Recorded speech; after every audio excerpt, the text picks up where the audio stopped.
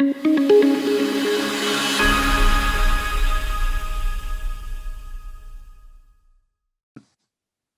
of all, Michael, welcome and thank you for joining us tonight, particularly given that you're in recovery from a pretty serious knee operation. Many would have taken the opportunity of saying, can we do it another time? And really grateful for you to have stayed with us. And if the anaesthetic is still blurring you, we will forgive you for that. Welcome to the Big Tent. This is our Meet the Leaders event. And it's really designed to help people in Westminster meet the leaders around the country who are shaping the change that we all need to see. And it's really wonderful to have you with us tonight. The Big Tent, as I think you're aware, we set up in 2017 as a response to the appalling breakdown of what used to pass for decent political discourse in this country after the Brexit referendum. And last year, after COVID, we decided to move on to our second phase, if you like, of tackling the real underlying cause, in our view, of the crisis that we've seen, which is a roar of powerlessness and of people, places, communities left behind and feeling as though there's one game in London and a very different reality out around the country. And so the Big Tent is now working around the country using our convening power, strictly politically independent, to bring together people in places to help shape the narrative and the conversation around their own future. And we're working up in County Durham. And this year, you'll be pleased to know, we're having our festival in Coventry to kick off the Coventry Year of Culture and showcase how Coventry is repositioning itself as a city on the front line of clean, green and smart, healthy growth. And the Big Tent is supported by a whole range of people, from entrepreneurs.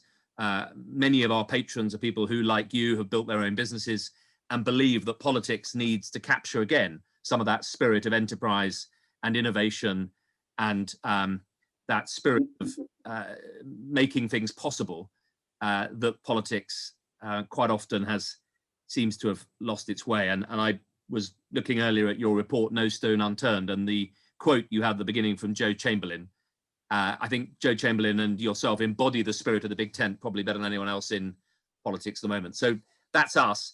And I'm delighted to welcome tonight, particularly Ben, Rich and Joe from Radix. We are in the process of partnering more closely with Radix through the Coventry Festival with a view to bringing the Big Tent and Radix think tank together. Radix is a radical centre ground think tank focusing particularly on these issues of local regeneration. And Joe, if you're there, I just wanted to give you a chance to introduce Radix quickly. And I'm just looking and I'm not seeing Joe, so I'm leaping in, George. Great, Ben. Ben Rich here, Chief Executive of Radix, and just to say we're delighted to be working with Big Tent. We feel culturally there's a very close match. And looking forward very much to the Big Tent Festival and to this particular topic. Regeneration has been a major theme and interest of ours since we were founded in 2016 as a space for radical and centre ideas. By radical, we mean we're interested in system change and challenging conventional notions. By centre, we don't mean politically central, but mainstream and pragmatic and independent. And that's reflected in many of the people who've joined us tonight. So thank you, George, for working with us. Great to have you here, Ben. Now, folks, Michael Heseltine is one of those people who really doesn't need an introduction, but as ever deserves one. I'm not going to list his achievements in office from Deputy Prime Minister through most of the great offices of state. What I wanted to highlight particularly is that as a One Nation Conservative in the 1980s, deeply committed to industrial strategy. And actually, Michael and I first made contact around that theme. I was an unfashionable advocate of industrial strategy in the coalition in 2010. And of course, famously, Lord Heseltine's belief in industrial strategy ran rather counter to Lady Thatcher's then belief in stepping back from any interference as she defined it in the state. And of course, it was Michael who led the charge on regeneration in the 80s in Liverpool and was instrumental in that programme of regeneration, London Docklands and all of that. And I think it's tribute, Michael, to you that I think you still enjoy the freedom of the city of Liverpool. And indeed, Liverpool University Centre for Public Policy is named after you.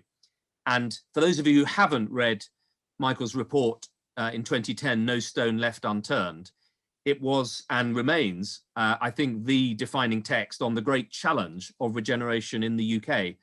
And I remember, Michael, sitting in 2010 as a newly elected MP and reading the report and listening to you. And your thesis, if I crudely summarize it, was that uniquely in Europe, Britain has a very centralized system of political economy. Ministers in London announce initiatives and launch funds. And in so doing, even with the best of intent, often disempower the very places that we're looking to support. And your report, No Stone Left Unturned, set out a very powerful message for the coalition around combining a national industrial strategy with local leadership and empowerment, devolution, and crucially, as I remember it, centralizing the multiple pots of money so that you create an incentive for the people in a place to come together and shape their own destiny. And we couldn't be talking to anyone better tonight, the night that the government's announced the big Queen's speech for levelling up.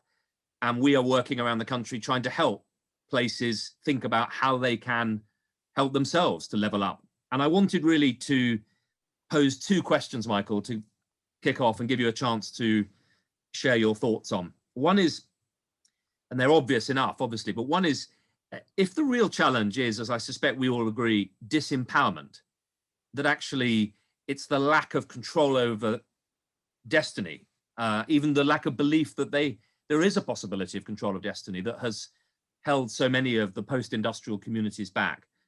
How does a benign government that wants to help boost that sense of empowerment, that genuine empowerment, and not actually build dependency in its largesse? And linked to that, second point, given the pathology of so much of the left behind, so many of the left behind areas, they're often little cities or towns or coastal areas that lack the big metro mayor, that lack the big LEP or even the big local authority. They're often small and isolated and left behind and get ignored by government. And I think there's a particular challenge of how can one capture the genius of the sort of London Docklands Development Corporation, the Liverpool project, the Tyne and Wear Development Corporation, and make that model work at a very local level. And we've been wondering whether we shouldn't be making the case for a sort of new generation of local, really local development corporations, very simple, that would have the power to buy land, make things happen, attract private investment over a 10-year plan and drive regeneration. But two questions on our mind as we hand over to you. Thank you for joining us, and the floor is yours. Well, George, good to see you, albeit at COVID distancing, and I share your happy memories of our relationship.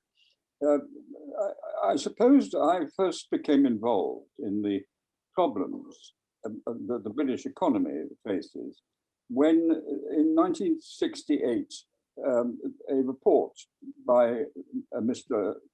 Redcliffe Maud looked into the structure of English local government. And at that time, there were 1,300 local authorities. The report, when it looked at all this, thought really we needed about 60.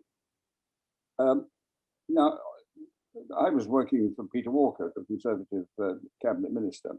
We took legislation through to reduce the 1,300 to about 400, just over 300. And why did we have 1,300 in the first place?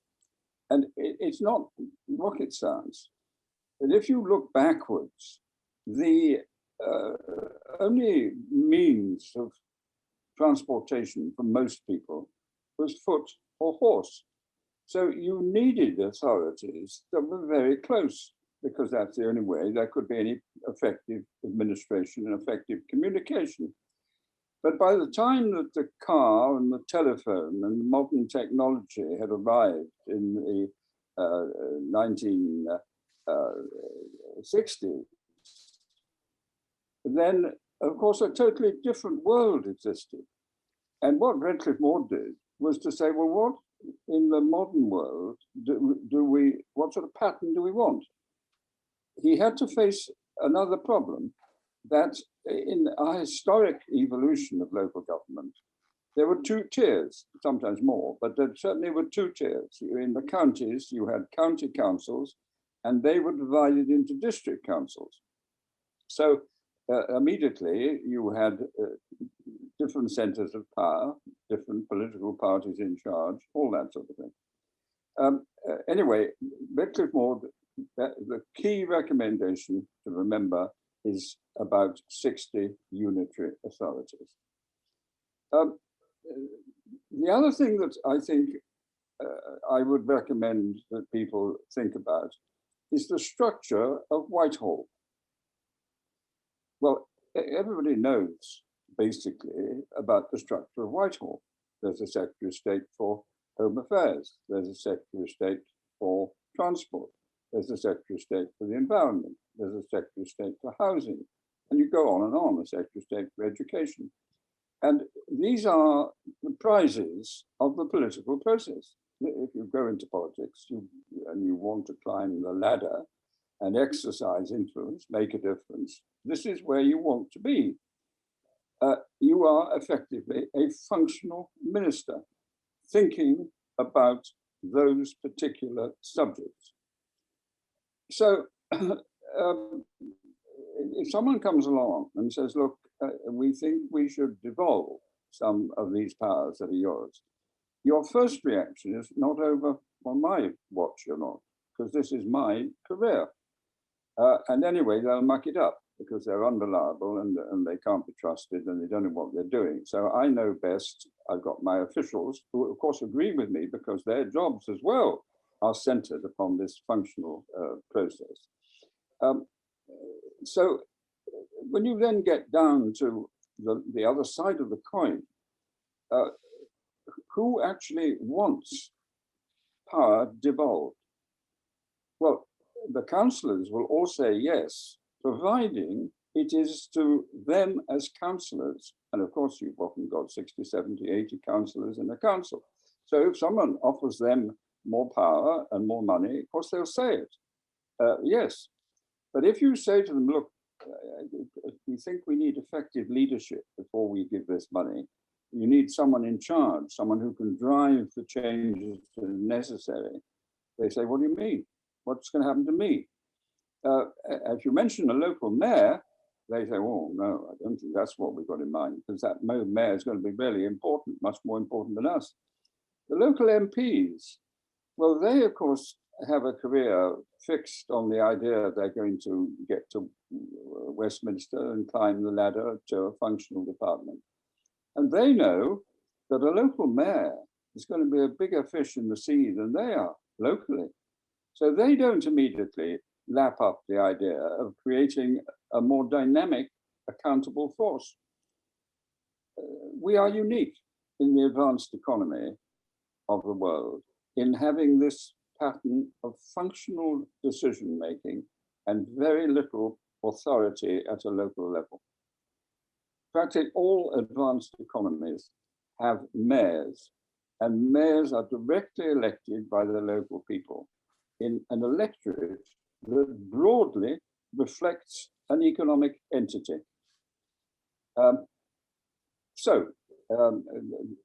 This has been a debate that has gone on and on.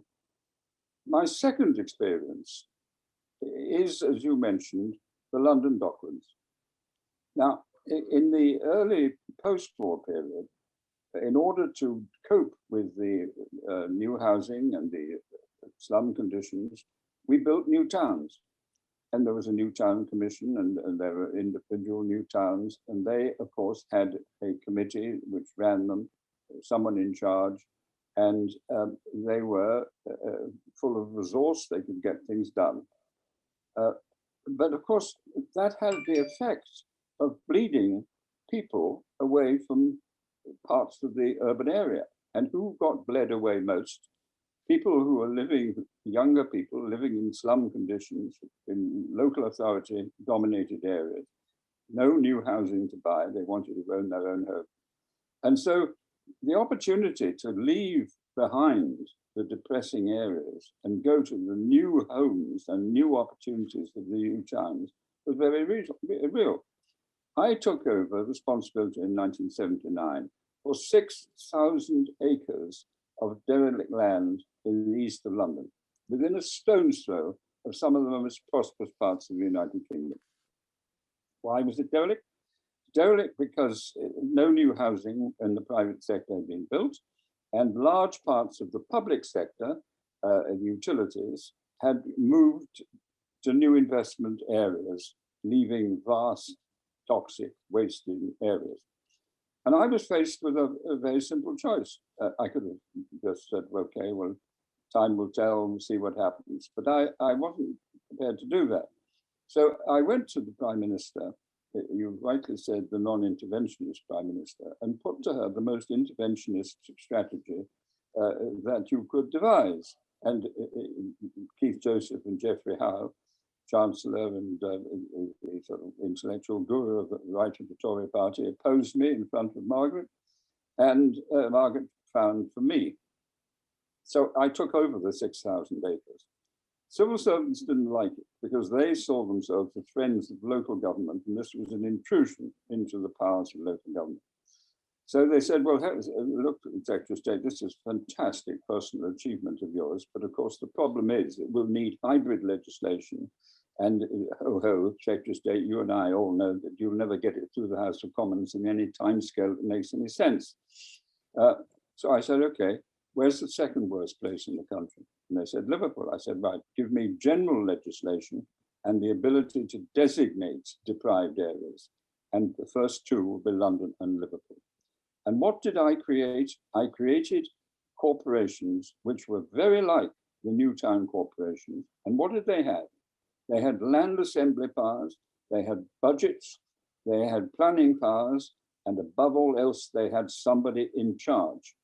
Now, I was quite careful about who I put in charge. I chose, in the London case, Nigel Broakes, who was a great property developer. But I was very careful to make Bob Mellish, a former Labour housing minister, his deputy.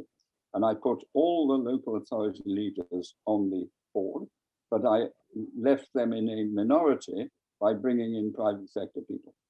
So you had a team with power, with resources, and with a remit to regenerate the 6,000 acres.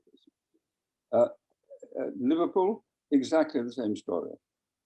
And in addition to that, well, two things really. First, I created the idea of garden festivals, one of which went to Liverpool.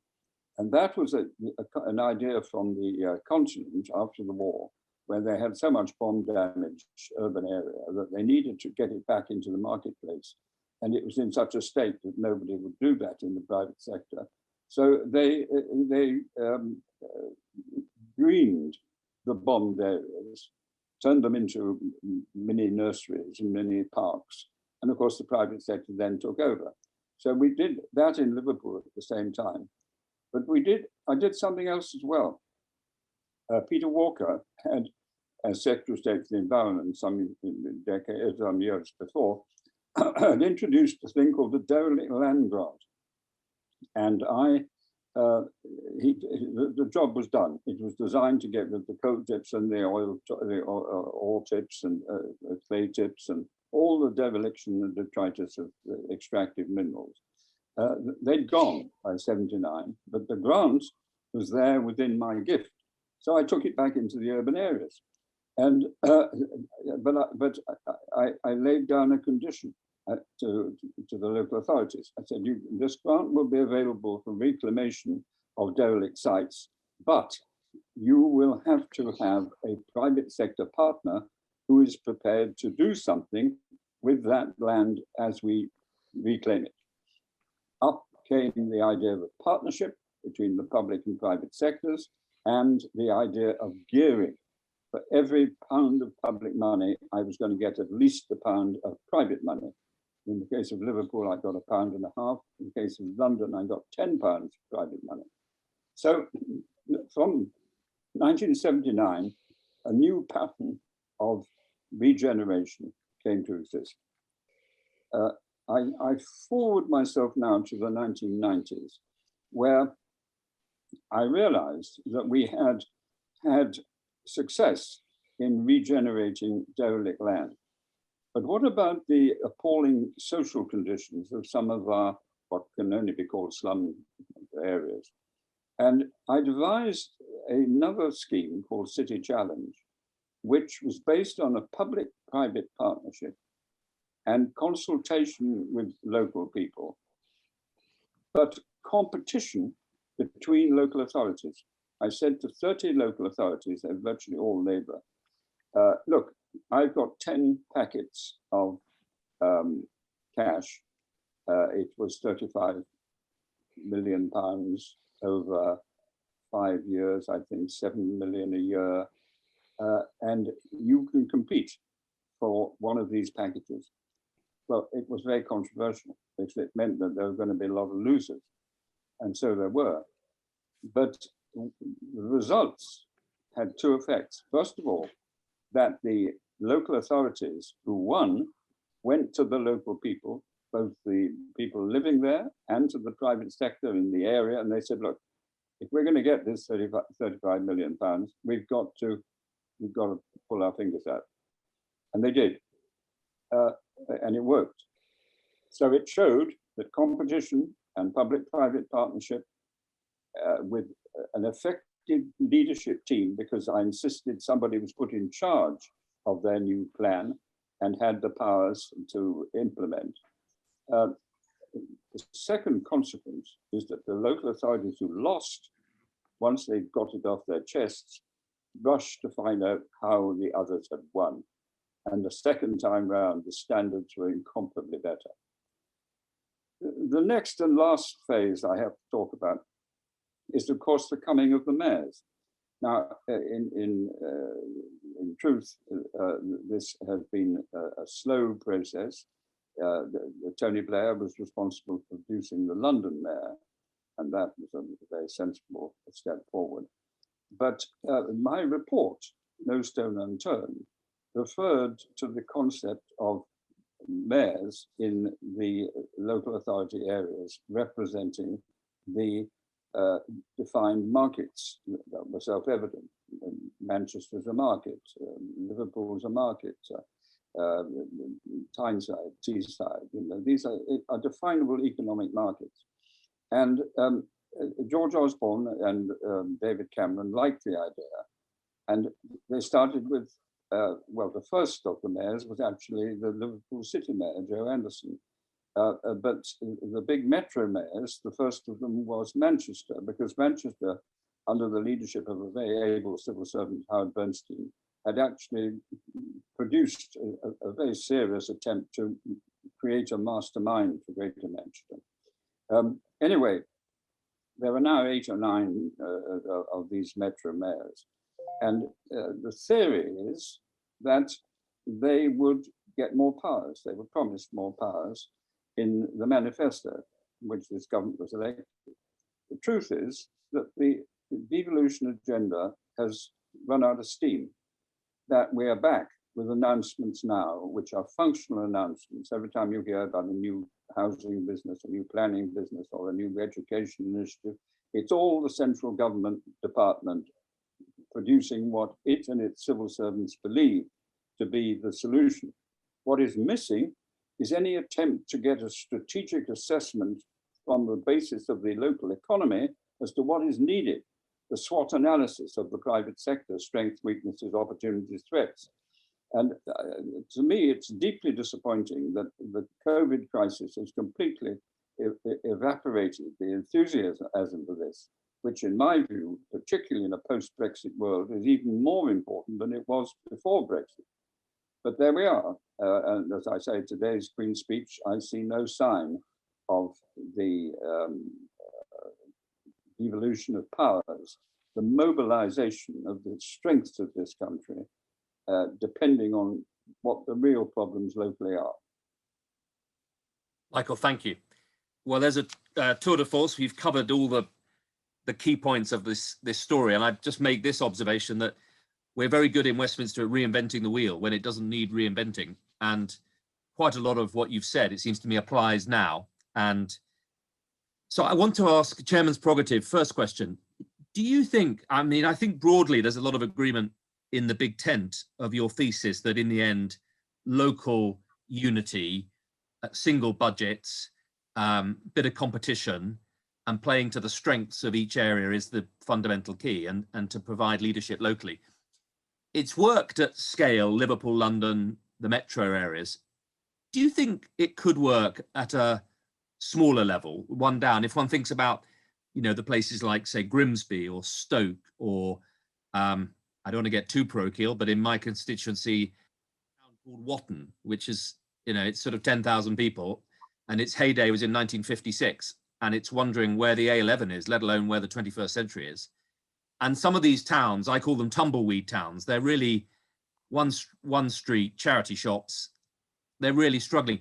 How low down do you think we can create this model of regeneration corporations? Is there a level at which they work and a level at which you go too low and they're too local? Well, I go back to the analysis of the marketplace, of the economy. And if I had the power to introduce legislation today in this context, I would go for unitary counties. In other words, I would complete the Redcliffe-Maud report. We would be down to about 60 local authorities. The district would go. I did all this in Scotland and Wales in the 1990s. All the districts have gone from Scotland and Wales. They only now are unitary counties. So you get, first of all, a much more economically viable area. Now, I personally don't think that going to a smaller town would be the way I would go. I would go for a directly elected mayor for the county, because that mayor would need the votes in all these places, and would therefore have to produce a strategy based on the strengths of the local county, which in my view usually coincides with a marketplace, with an economy. So that would be my obvious step. Thank you. So tons of questions coming in. I'm going to take them in twos and threes, if I may. There's a couple on leadership. Paul Goldsmith, and Paul, I'll ask you to ask the question about how we might underpin failure, or whether risk is something we have to leave into the system. And Siobhan on how we widen participation. Paul. Yeah, I mean, part of it will be a fear of losing control, but perhaps there's also an element of and inviting failure if local leaders happen to be not up to it, and inevitably that's going to be the case. So how do you address that? Is there some form of underwriting or rescue mechanism that could be put in place should a locality be stuck with particularly incompetent leaders? Well, you could. There are, for example, fallback situations that if the local authority is being financially mismanaged, the government has the ability to send in inspectors. And I wouldn't remove that, but it's an extreme power. If you take today's Queen's speech, where new powers are going to be taken, as I understand it, to deal with failing schools. Well, the government's been responsible for failing schools all my life. So what grounds for confidence should I have that a department that has actually tolerated these failing schools is now going to give itself more powers over these failing schools? What should have happened is that the local leaders of the local mayors should have been made responsible for these failing schools with, if you like, a fail-back power. I don't mind that. But my own view is that the local leaders, with the support of the public and the private sectors in the area, would very rapidly come to the rescue of these schools. But you've got to then realize that this isn't just about education. One of the reasons why you have failing schools is because they're in areas from which people who can afford to move, in other words, buy and sell their houses, actually go because the areas are seen as running down. So it's much more than just a failing school. It is a failing area. And you get problems with the building societies not providing mortgages. but you get the middle classes leaving for pastures new, and everyone knows about these areas. But so if you're really going to tackle the problem, not only have you got to ask the nature of the head teacher, and that's absolutely fundamental, but you've also got to ask the question about the nature of the constituency from that failing school draws its pupils. Michael, there's a linked question from Siobhan, if you're there, on how we really, particularly perhaps post-Brexit, engage the young and a wider community engagement. Siobhan. Yes, hi, thanks, George. Now, kind of leading on from that, really, I suppose the problem we have is if we don't drive, how do we innovate in leadership? You talk about perpetuating the problems. I think that's largely down in part to perpetuating the leadership, is it not? How can we stimulate and embrace more diversity and inclusion from women, from those cultures, from those people who feel excluded? Because surely they have to rise up and feel some sense of ownership if we are to collectively regenerate. Well, I like that. Yeah, I talked about a peasants' revolt, that the only way you'll ever get real regeneration or the advance of the people, the categories of people, is if they want to do it. There's nothing to stop them doing it. They can all become candidates. They can all become involved in the political process. But you've got to give them a vehicle which they think actually has a prospect of achieving something. And I mean, I think that the new mayoral system has produced some very interesting examples of mayors who have not come from the traditional political system of councillors. They have come from people who've seen the huge opportunity of running a great city and have given up otherwise successful careers in order to do it. Now, I'm not saying that is universal, but it's certainly they're very encouraging signs. And I haven't the slightest doubt that if the mayoral pattern begins to work, more and more people will say, you know, that's where I ought to be. Not just because I want to spend my life working at a local level, but because that is a stepping stone to the national level. You will know the phenomenon. You see it all over the world, that people come up the mayoral pattern. I think I'm right in saying the mayor of Shanghai very often becomes a boss man in China.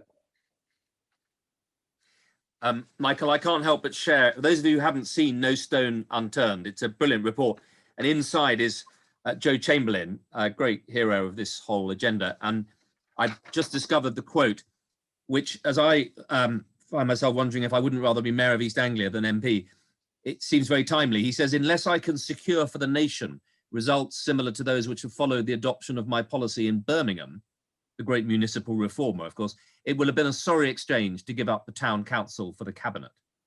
And I think it's an interesting reminder that of how vertical our system is. We haven't had people go to number 10 having led places. In fact, I think one of the interesting things about Boris Johnson is I think he's the first modern prime minister who's been a mayor since a serious mayor since the 19th century.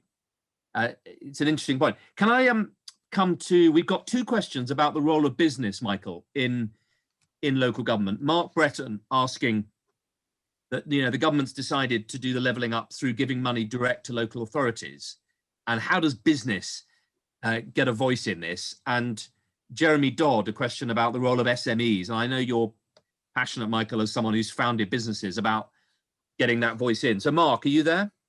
Yes, good evening, everybody. And I'm the beneficiary of one of the big outputs from your report, because I'm the chair of the National Local Enterprise Partnership Network.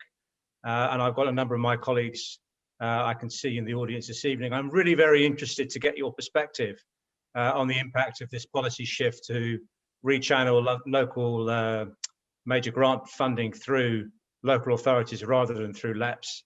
And just any advice and guidance you can give us to make sure that all that work that you did to bring the private sector into some of these major decisions isn't lost as we go through the next phases of our plan for growth and post-pandemic recovery.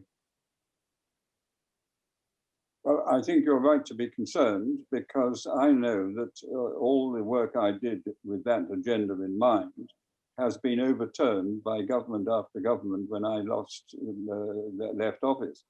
And I haven't the slightest doubt that the LEPs are under threat from the right wing of the Conservative Party, who will say, what do they achieve and how good are they? And lots of them are no good at all, and all the sort of stuff that we have seen category. Now, I have to say I have some sympathy with this view, because the private sector is very badly organized in this country.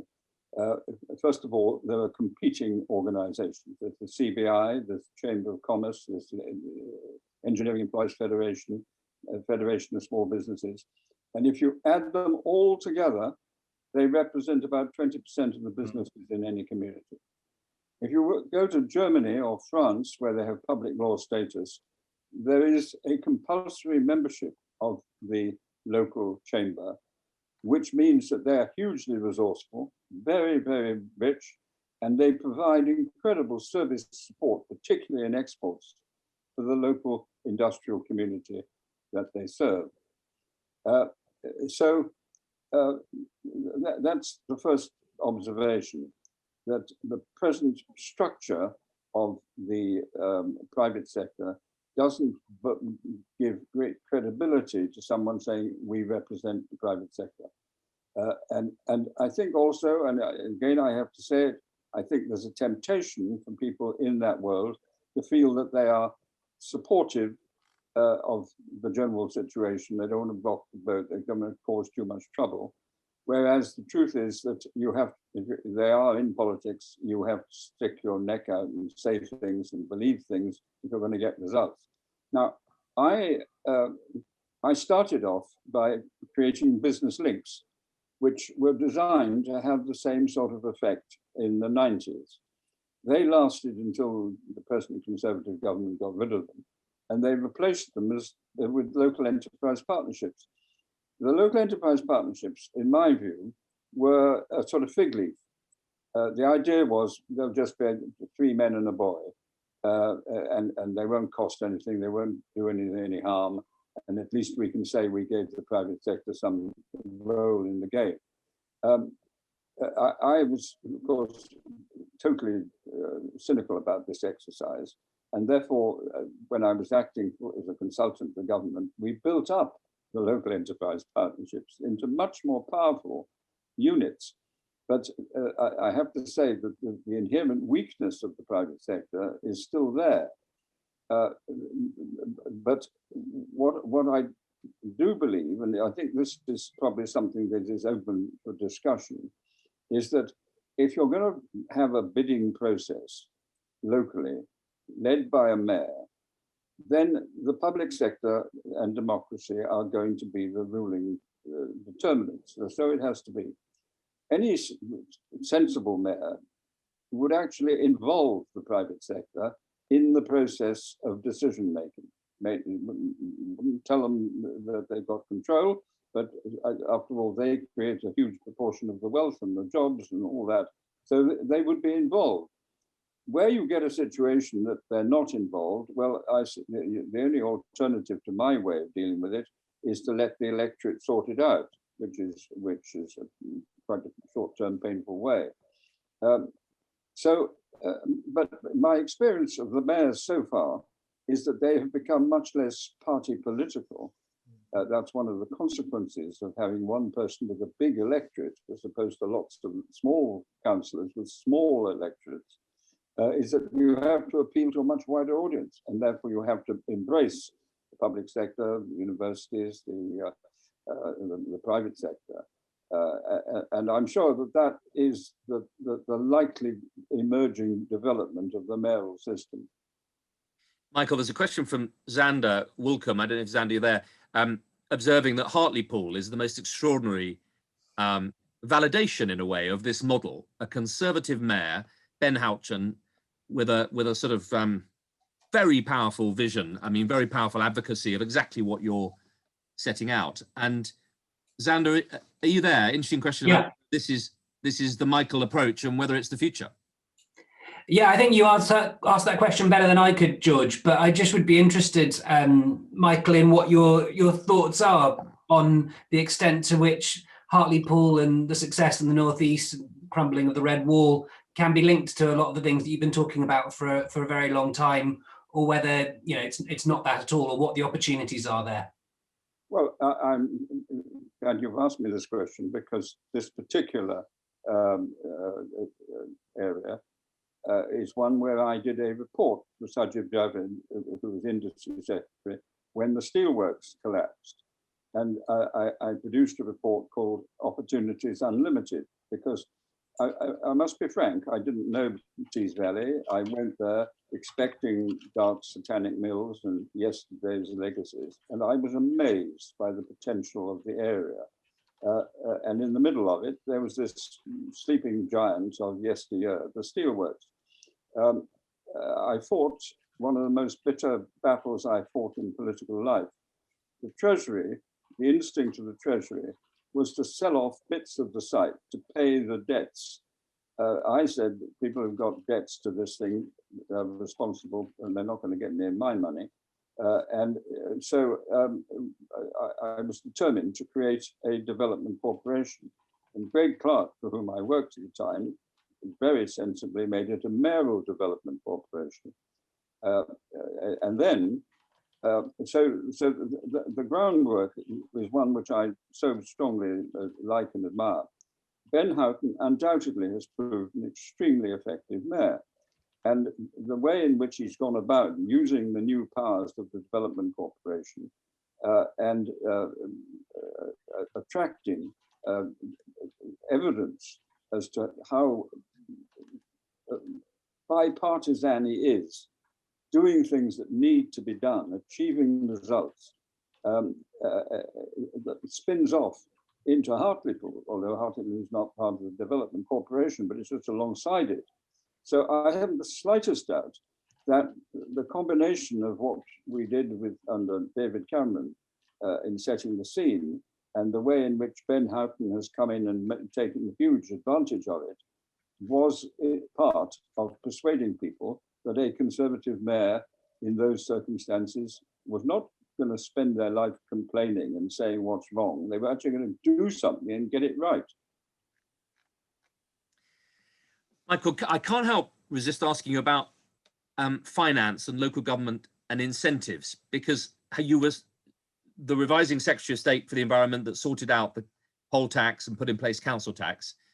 Business rates are a huge problem in local communities, like in my constituency. We're killing a lot of small businesses with rates, even with the lower discounts that the government's put in.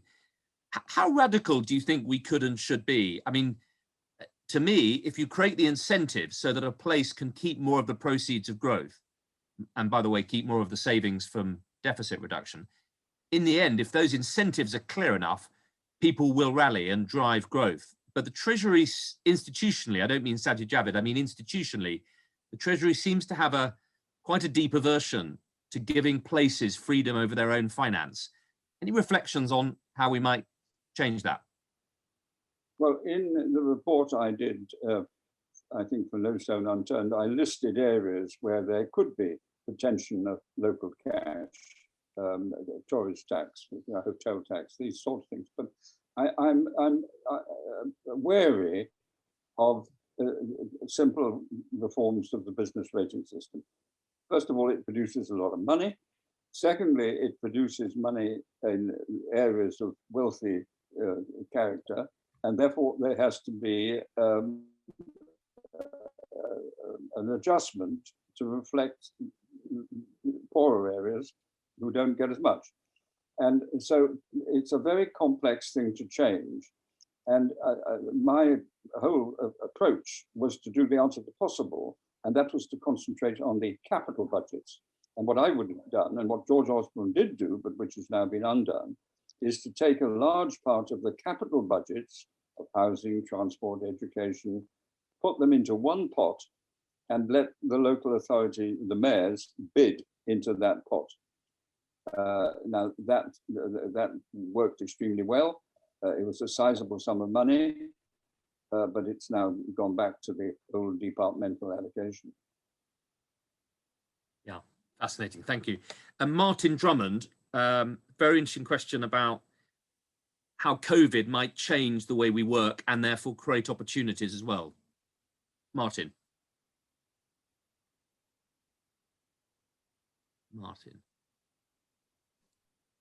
I don't recognize my question. I was asking whether...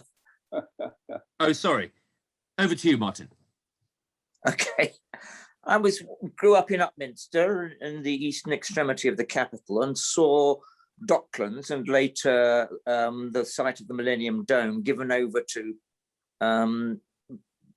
functions where I thought that residential development, we spend a huge amount of our resources sluicing workers in and out of the capital on a daily basis.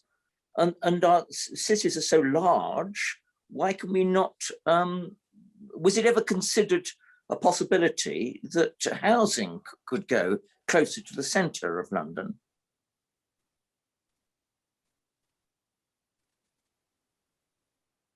Well, is that to me? Yes, Michael. Yeah. Yeah. Well, look, there's no general easy answer. You put housing where you've got the land to put it and where the demand exists, and you do it in a way that reflects the requirements of the local economy, whether it's going to grow or not. You know, you've got to make local decisions about this thing. I was a Millennium Commissioner, so I know quite a bit about the Dome. And it's turned out to be extraordinarily successful, as a matter of fact, because it's earning huge sums of money across the exchanges as an entertainment centre. But there was an element of luck about that. But I don't, and there's a lot of residential housing going on in Greenwich around that area. Michael, it's a question I'm going to hand over to Jeremy Dodd, who wants to talk about SMEs. And I just preface it by observing one of the things that's changed since Redcliffe Maud in '68 is, of course, in no small part due to the revolution of the '80s that you were part of, the enterprise economy. Many more small companies, micro businesses, self-employed. And that's one of the differences between us and the average European economy. We've had this enterprise revolution. And it does mean there are fewer sort of companies of large companies in towns and cities with the kind of wherewithal to really lend support. And is that, well, I just wonder whether that's an issue, but let me hand over to Jeremy, who wants to make a point about SMEs, particularly in this. Yes, thanks very much, George.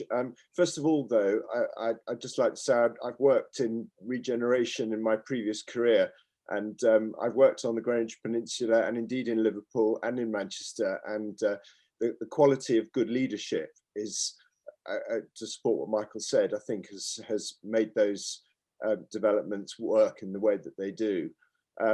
But what I wanted to mention particularly is that I'm concerned that government simply doesn't understand the way that small business is actually structured in the UK. And in my experience, most small businesses are employed single director businesses, limited companies, and the government does not understand that differentiation. So they very happily to assume that you're either employed by a big business or you're self-employed. And that actually isn't the case. And as a result, it means that small businesses, particularly under COVID, have been heavily hammered because they have not been eligible for any COVID relief whatsoever. And I genuinely believe that we have lost a generation of startups under COVID, which we didn't need to have done if we'd been a little bit cleverer about how we'd allocated some of that money. And I feel that very strongly. And I personally, I've changed my career and I'm training myself now to do a different job. And, that I've been affected by that, very heavily.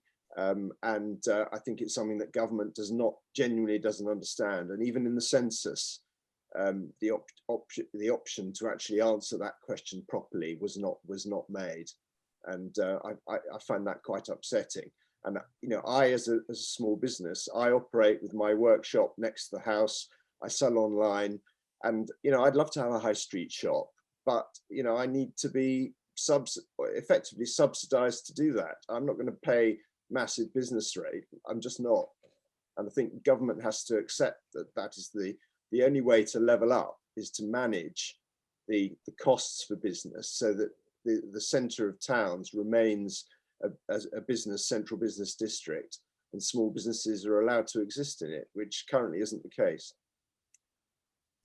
Well, I hear what you say, and of course I started myself. There were 3 of us in an office in the 1960s, but our record of starting small businesses is extremely good, one of the best. What we're not so good at is turning the small business into the medium business. And that's one of the reasons why I feel that the support system of the private sector needs to be strengthened, because mentor provision and advice and all of that, when you are moving from employing yourself and your wife or husband, whatever it may be, to where you're thinking of taking on 3 or 4 more people, that's the stage at which we are not that particularly good. But on the other hand, my own belief of what's happening at the moment, which is not, of course, COVID has driven a coach and horses through the standard proceedings, but a huge amount of success has come out of the technical revolution that has coincided with COVID. And there's no doubt at all. I mean, I think you mentioned you were selling online. Well, I have a particular personal interest in gardening, and the effect on the garden centres of being able to sell online under COVID has been extraordinary. The figures they've never dreamt of seeing. So I think myself that the fortunes of small businesses will depend on the strength of the economy. If they get the economy growing successfully along strategic lines relevant to the local areas, I think the small businesses will latch into that and flourish from it. Thank you, Michael. Question from Amir about state aid, which is very interesting. Basically, given that we've left the European Union and those rules, are you excited by the opportunity of a more interventionist UK government investing more in and being a little less worried about state aid? Thank you, George. Yes, that's my question, and I'm just curious to know. I mean, obviously, over the past 12 to 18 months, as a nation, we seem to have become very used to state aid with all of the various schemes that have been happening, and obviously, given where interest rates are right now, and sort of trying to take advantage of where rates are, and the increase in government debt. It just feels like there's a real opportunity now to take advantage of this, and think about providing more state aid, attracting more foreign companies to set up factories in the north by providing a more competitive taxation system, or maybe providing more grants, for smaller businesses to shift to the north of England. Do you see divergence from EU state aid rules, and do you think there will be huge political fallout as a result of it? I am rather more anxious than you are. I know, as you do, the scale of government borrowing, and I don't know how you cope with that on anything other than the shortest possible term, and then someone has to pay it back. And at the moment, I see a sort of a world in which the assumptions are of negative, well, minimal interest rates, endless government money, and happily ever after. That's not the way I think it will work out. I think that there will be a recovery, but there is a recovery from the COVID disaster. And I think the government has got a lot of credit for that, and they deserve that credit. But when the recovery has reached a sort of normality, then the problems, I think, will remain, and the Brexit problems will once again come to the front line, from which they have been driven by COVID. I think Brexit is a disaster for this country, and we will see. But perhaps I've just been brought up by the Conservative Party to believe in a sort of a regime of financial prudence. But I remember interest rates running at 16%, and you know, there's never been anything like what we've got now for any period of time. That's a whole. I mean, we've discussed that on other evenings, and Michael, the huge public policy challenge of taking nearly 2 trillion of debt and making sure that we don't expect our children to pay it. And I think the only answer to that would be to grow an economy, be home to some sectors of the economy growing at 100% a year, be a genuine innovation nation, and we may be able to grow our way out, which really goes back to your point about driving the national economy by unlocking local economies. I'm just conscious of the time. Both the chairman of Radix and the chairman of Big Tent, Michael Holland and Joe Zamet-Lucia, have asked about how we really get that culture of devolution into Whitehall. You spoke very eloquently, Michael, about the barriers. And I wanted to turn to Tom Brake, my former colleague in Parliament, Lib Dem MP. Tom, now at Unlock Democracy. Thank you very much, George. Unlock Democracy, for those of you who don't know, used to be Charter 88. So for some, that probably rings more bells. We commissioned some research looking at the decline of local government over the last 40 years. And one of the things that it highlighted was that the UK is already in a position where the size of our local authorities in terms of the population per local authority is the greatest in Europe.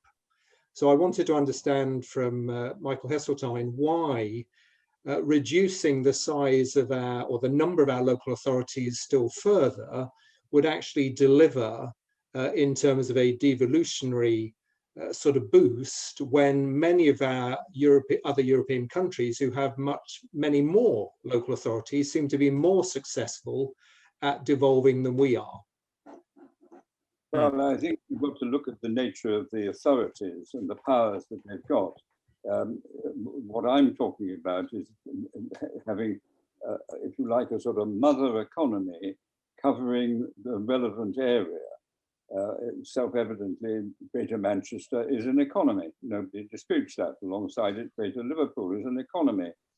There may be subdivisions within that, but they would not have the sort of powers or be expected to exercise the powers of economic regeneration and growth and all of that.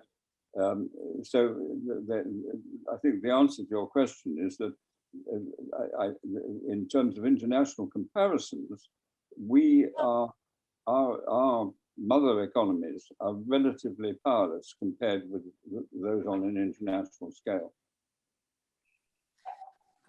Michael, you've waxed eloquent in the past about one of the problems in politics in the UK is we're so parochial, and I've noticed that since I became an MP, I travel the world a lot less, as a minister much less, and so seldom do people in policy in Whitehall look at what happens in Germany or in other countries and say, well, they do it much better. Is there a country you would look at, a competitor of ours, and say, look at how they do it? They've got this, they do this so much better. No, Germany. I have to share your view. I have been appalled in occasions in Whitehall when I have asked for comparisons of how things are done in different economies, and the total lack of knowledge, and even worse, the total lack of any curiosity. Yeah. I'm conscious of your time, Michael. You're still recovering from the anaesthetic. Are you all right for one last round of questions, and then we'll let you go? Okay. Michael Holland, chair of Big Tent on British business and globalization, and then Joe Zamet-Lucia on this devolution question. Michael. Yes, thanks, George. You're talking of successful British companies. Post-Brexit, ought we to put in more protection for British business champions, do you think, to stop them always being taken over by foreign companies, like other countries do? You know, I can think of a number recently, Arm, GKN, even Cadbury. Do you feel that we should now we're sort of fighting alone, if you like, be putting in more protection? We should have done it many years ago, and all other countries do it, and we are just naive in thinking that the good intentions that are expressed by the takeover bidders are actually legally binding or carry anything other than the determination to get their deal through. Indeed. But I'm not in favor of protectionism in the sense of putting up trade wars or something like that.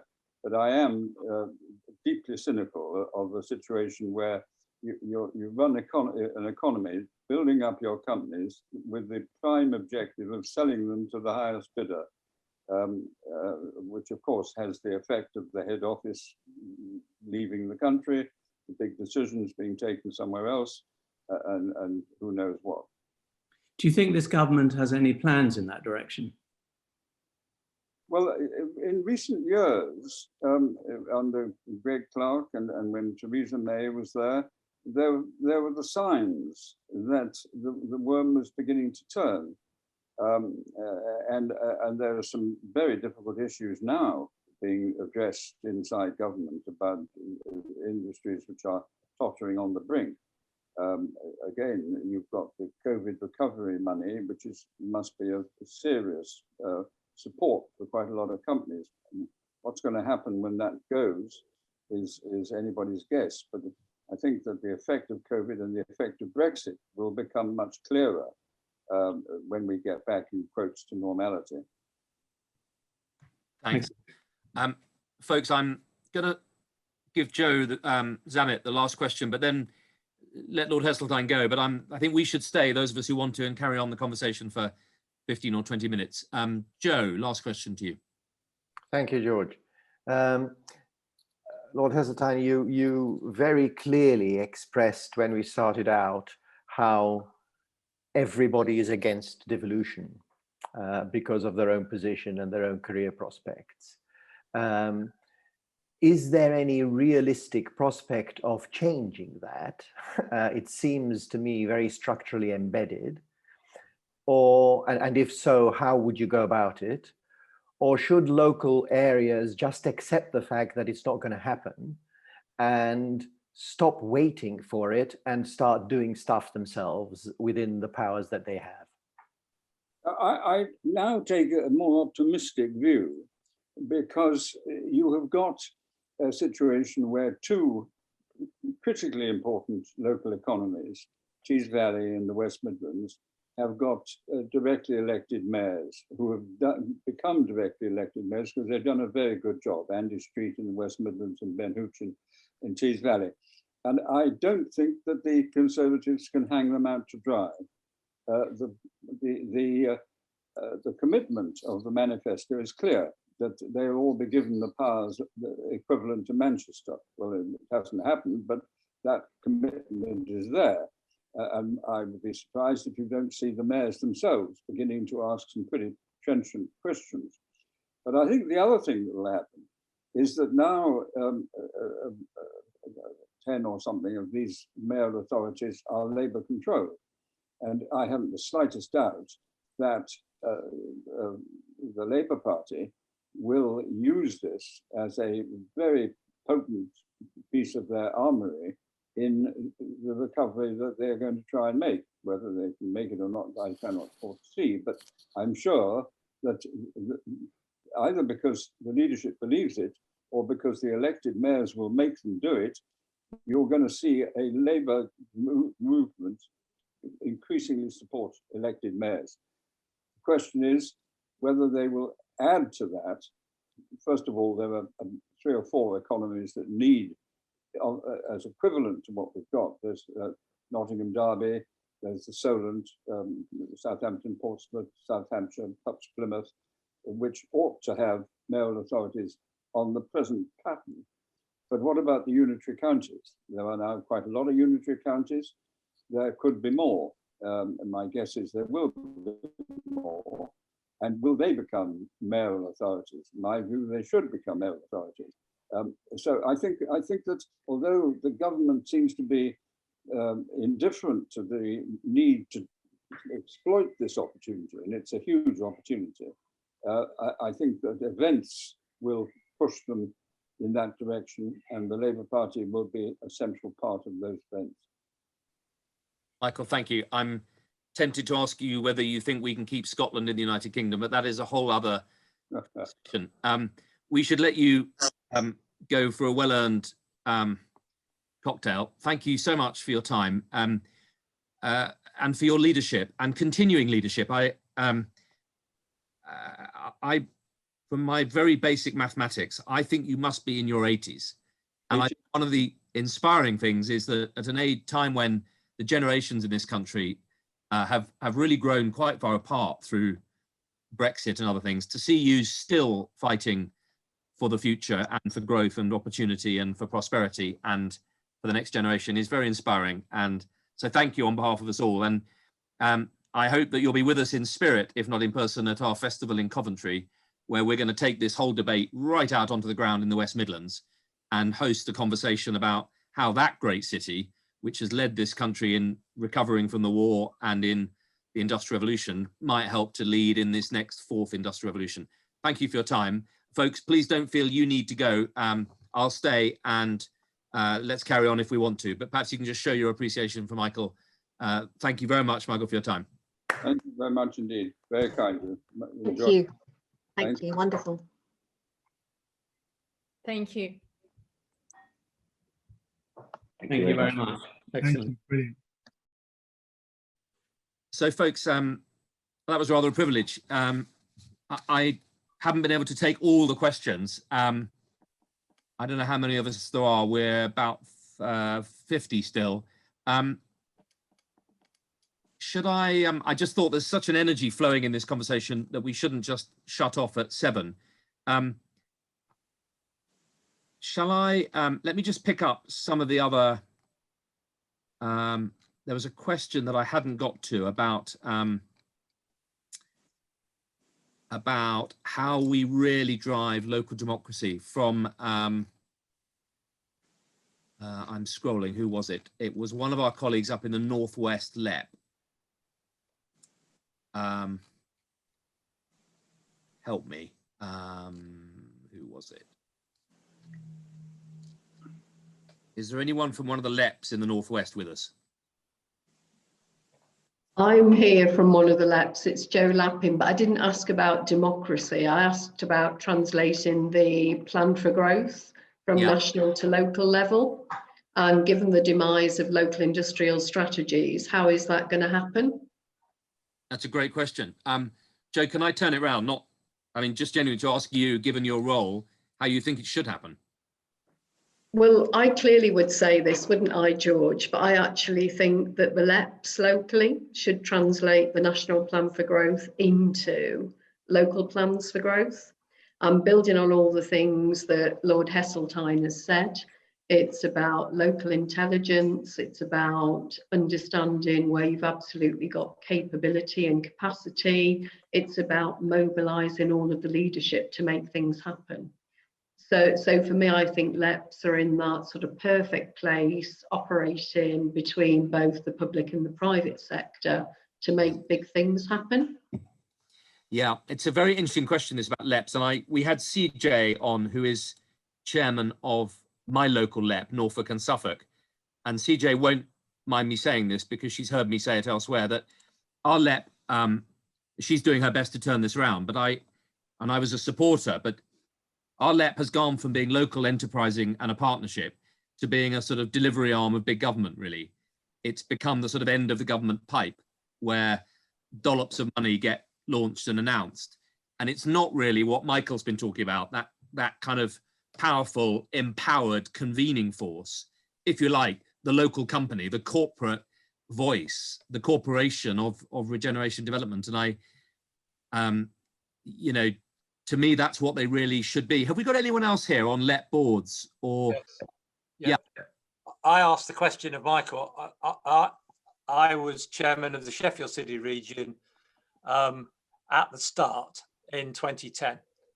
So we did get a devolution deal, one of the first. I'm now chair of a new LEP in Hull in East Yorkshire, which has just been formed. and we potentially may go through that process.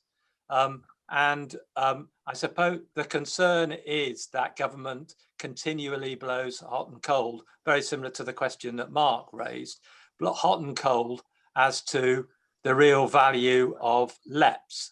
If the private sector is the driver of the economy, not local government, then the private sector needs to have a strong voice. But it can't have the strong voice if it is continually being undermined by government.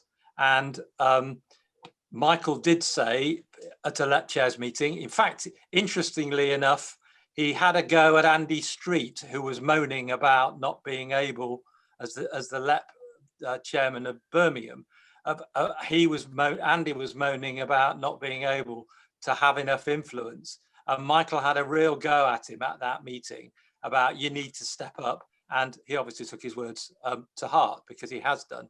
But local leadership is fine, but it also needs to be backed up by support from government to give them some structure, not constantly being undermined, which it is at the moment. There are plenty of people, I think, I hope, I'm sure, around the LEPs like me, who are more than willing to bring together, convene, do all the things that Joe's talked about at a local level. But we can't do it if we are continually up against political masters who want to change their minds with the wind every 5 minutes. I've started off a new LEP with two leaders. I've got 2 local authorities, which isn't a lot, but we had 2 local authorities. I have just lost both my leaders in the last 2 weeks because they have been elected out. So those are the sort of issues that we need to see some consistency on. The LEPs are there. There's a huge amount of talent within all the LEPs at private sector level, both large and small companies. But we just need some consistent support, not only consistent from government, but consistent within government, because each government department seems to have a different view. Yeah. Folks, please feel free to sort of wave if you want to join in the conversation. I'm flicking between the 2 pages. But I was just going to say, one of the, I mean, the sort of ultimate end goal for the Big Ten, where we'd love to get to, the dream we've got, is that the state will step back and open up a space with some clear rules where entrepreneurial groups in places, whether it's County Durham or East Anglia or coastal town, could actually step up and form the corporations that Michael was just talking about, and have the powers to do some compulsory purchase and some fast track planning permission and some land value capture and raise an infrastructure bond, and to kind of create some of that municipal energy that was there in the 19th century under Joe Chamberlain, but has been squeezed out. And I'm wondering if there's anyone, I mean, James, you've been on the front line of LEPs, whether you think that's a pipe dream or whether you think we could begin to do it. Clearly, the private sector are more than willing to work in partnership with the public sector, providing the public sector provide a consistent message. And I apologise to any other politicians on here, but Ben Houchin has done extremely well in Tees Valley because the Conservative government piled a whole pile of money behind him, that's why the Labour metro mayors, of which there are plenty in the north, have to fight very hard. And that's why he's done particularly well. So there has to be an even playing field. These partnerships are easy to develop, providing there is a will and that the local politicians see the benefits, the economic benefits of the partnerships. Yeah, I'd love to get away from everyone sort of waiting on the handout and be able to raise a bit more money privately. Now, there's a question. I can see a couple of people with hands up. I can't actually see hands, but I know their hands are up. Mark, I think you've got your hand up. Yeah, I mean, You're on mute, Mark. I just want to give you a little bit of comfort in terms of us not being the delivery arm for government going forward, because and I don't want to make this a whole LEP-dominated conversation, but the outcome of government policy change in the budget and channeling capital into local authorities rather than into LEPs has actually provided us with the massive opportunity to reinvent and evolve. And James has hit that, and Joe's hit some of those nails firmly on the head. Joe's been working with me very closely in the redesign of the functionality and objectives for LEP. So I think you'll be quite interested in where we're going to go from here. Fantastic, thank you. One of the, through the projects we're doing in County Durham and in East Anglia, and potentially as a spin out from Coventry, one of the things we want to do is get Big Tent into helping mobilize some of our entrepreneurial energy and investment to help drive some of these projects, where there's a corridor or a cluster or a development corporation that needs a bit of support. So we can really mobilize again. Now I saw a hand pop up. Where's it gone? Georgie, help me.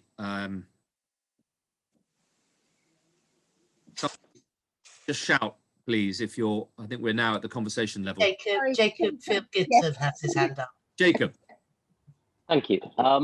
So one thing, to shift back to local democracy for a minute, I think it's worth discussing as well whether the current SV system in mayoral and PCC elections, though potentially not for much longer, whether it gives a greater opportunity to have more independent local mayors, and I guess by extension whether independent mayors are a good thing. I would argue that they certainly are, but in some ways I'd like to ask you, George, whether you think there's actually any value in the switch to first past the post for these local elections, or do you think it is just an attempt to try and, for the government to try and win more of them? I'm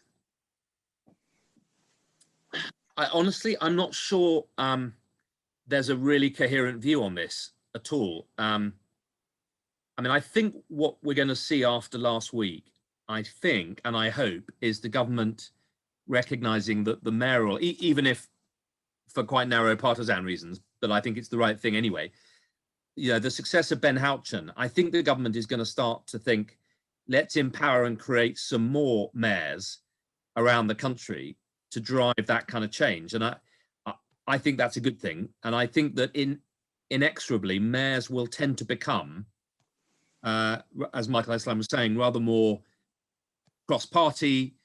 They'll put sort of place before party. They tend to become leaders of place and want to work cross-party. And I think that would be a really good counterpoint to the political partisanship in Westminster. And I'm all for it. I think developing stronger mayoral leadership, unitary local government with mayors to do the infrastructure at a higher level. So in East Anglia, I think a mayor for East Anglia to raise the £1 billion for the railway infrastructure and the £500 million to do the 5G, the stuff that no district council on their own can do, and then unitary councils to do the rest locally would be a much better model for us. But I appreciate there are as many sides to this argument as there are years we've been having it. Ben, you've been, your hands up. I know you've been thinking about this for years. Yes, and I just wanted to provide a sort of slightly counterpoint to James's argument. It seems to me that power stems often from money. I think Ben Houchen's success is in part linked to the fact that he has been financially supported by central government, and that has helped him to demonstrate delivery. You can't do that everywhere with every mayor. An alternative approach, I happen to be in favour of local democracy.